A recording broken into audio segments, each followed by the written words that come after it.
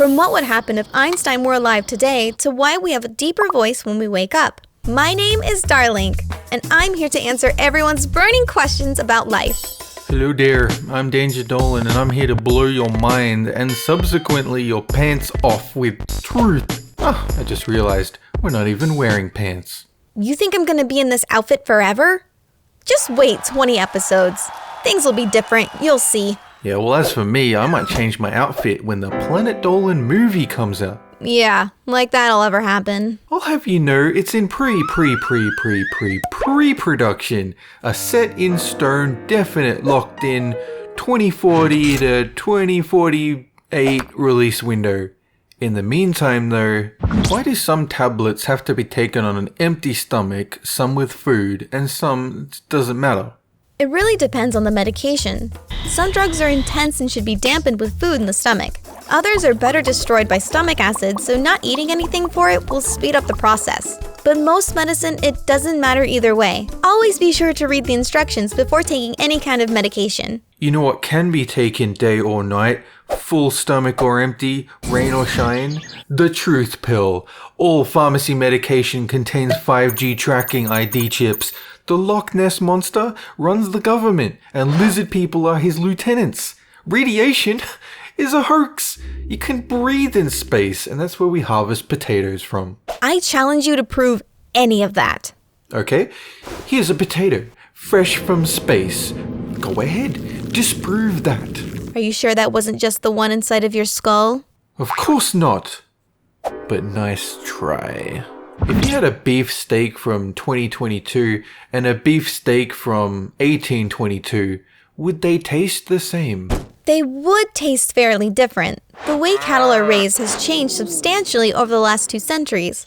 Back then, they were walked for 2 miles and grew up tough. Whereas now, there's no need for that. They were fed different foods unique to the times, and some of those breeds back then have gone extinct. Diet has a big impact on taste even today. And cows now are fed foods specifically engineered for them for nutrition, energy, and bulk. Look, the reality is, if you've kept meat in the freezer for 200 years, there's a very high chance it will taste a little off. If we're talking months, that's okay, but I draw the line when meat evolves fungus, transforms into sentient, monstrous creatures, and tries to take a bite out of you instead. Speaking of which, darling, would you like some steak? Please God, have some steak. Do you have any tomato sauce? No. Actually, yes. Why do we have a deeper voice in the first minutes of waking up? This is because of the buildup of mucus and other fluids inside of your throat. Your throat dries as you sleep, and you barely swallow, so that by the time you awaken, it will have congealed substantially. Additionally, when you're not using your vocal cords, they tend to get loose, and it'll take a little bit of talking when you wake up to get everything working again. Yeah, nah. This is your body's way of testing how manly you are. The deeper your voice, the more masculine you have clearly become. The other day, I slept for 2 months, and when I woke up, I had descended well beyond the limits of mortal men. Today, I'm gonna create a wooden desk out of 2 sticks. Then I'm gonna hit the gym. And then I'm gonna turn the wooden desk into a football. Don't believe her lies, Dolan. Actually, you know what? I might just have a nap instead. Yeah, that's probably for the best. If you put popcorn kernels in your mouth and shocked yourself with high voltage, would it pop the popcorn? In actuality, it's about the temperature that pops kernels and not electricity. In order to achieve enough heat that they would need to pop, you would need to cook your mouth at 180 degrees Celsius, which is over 4 times hotter than the hottest temperature day in the year. So suffice to say, yes, you could pop them, but your jaw would melt off in the process. I find the best method for doing this is to put a lot of small metal objects like nails in your mouth next to the kernels, douse yourself in water, and then wait for the next thunderstorm and stand outside with your mouth open and await the glorious thunderbolt to carefully pop the kernels with 1 billion volts. I'm pretty sure this would also melt your jaw off. You're just jealous because your paltry 180 degree technique can't compete with my billion volt kernel popping guarantee. How do wooden items like tables and house structures not rot even though they're made of dead tree cells. Wood is an extremely durable material, but it's not entirely impervious to rot. It needs to be wet for a very long time or consistently cycling between wet and dry to become rotten. An example of this is a fallen tree beside a lake being splashed by waves. The cells and natural occurring glue holding those cells together will survive the death of a tree for a long time, which you can observe by the layers of wood forming rings when you break a piece apart. Actually, the durability of wood is influenced by its happiness gauge. If you water a tree every day, you give it little chin scratches, present gifts, then when it dies, it'll go down with a smile on its face. Wood cannot possibly rot when it comes from a tree loved by its owner. It's basic chemistry. I'm so happy you killed me! Shh! Be quiet! Anyway, my next question. Hurry up, let's go. If Einstein were alive today and had access to supercomputers, would he be able to produce new, more advanced science? Unfortunately, it likely wouldn't have made much of a difference. Einstein came up with many brilliant theories, but he was still wrong on occasion. It could be if he suddenly returned to life that he would continue to make breakthroughs, but at the same rate as before.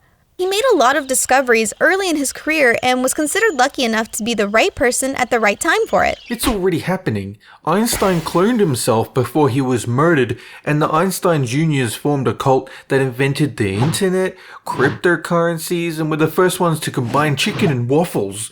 Soon they invent teleportation, but more excitingly, Chicken and Waffles 2, which is a sequel to Chicken and Waffles. How do you make a sequel to food? That's easy. You recolor it, you add bacon to the side as a microtransaction, you put the number 2 at the end of it, nobody will know the difference. Sounds like a marketing stunt to me. Wait, did you say that Einstein was murdered? No, don't be silly. Now let's stop talking. Actually, what if we only ever ate one type of food? This would be terrible for your health. One teenager was hospitalized after only eating chicken nuggets for 15 years straight. If you were to only eat one fruit or vegetable for the rest of your life, you would likely suffer organ failure. If you only ate meat, your muscles would get worn away. You would suffer from scurvy, low blood sugar, anemia, dry skin, and weight changes. It could be so bad that you would need to be fed from a tube at a hospital to survive. So, suffice to say, try and keep a balanced diet. Me? I only eat popcorn chicken, day or night. From the moment I wake up with my portable popcorn chicken alarm clock to the car-powered popcorn chicken alarm clock and my fridge filled to the brim with popcorn chicken alarm clocks, I am never without delicious sustenance to keep me going. How are you not dead? Chicken has no carbs. Your muscles are going to wear away and you'll have impaired brain function. Oh. What? You're not getting any of my popcorn chicken?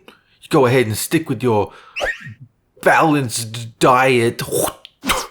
Disgusting. If you're super fat, would you have a better chance of surviving a knife wound than someone fit and lean? Surprisingly, yes. People with a large gut will survive getting stabbed there or near the ribs. However, they will still be just as susceptible if they're stabbed anywhere else on the body. In fact, some medics and soldiers refer to belly fat as urban armor, and that you can not only survive a knife wound, but a bullet wound too. Though, being so wide does make you an easier target, so hopefully you don't hang around places where you can get stabbed or shot. Let's find out. Here is my good friend Francis. Francis, I'm gonna stab you now. Wait, what? Oh my god! You stabbed me! Oh, I didn't actually mean I'm to. bleeding to death! Are you okay? Oh, it hurts! I'm so sorry. Why did you do this? I'm really sorry. What did you do? I messed up. I accidentally stabbed this guy and How do you accidentally stab someone? I didn't mean to. Just joking. I'm A-okay. Anyways, thanks for having me. Sorry if it reminds you about what happened to Hellbent. All right, see you guys. Wait, what was that? Lesson learned. Don't stab. I guess.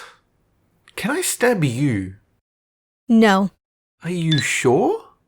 Positive. What if it was just once? No.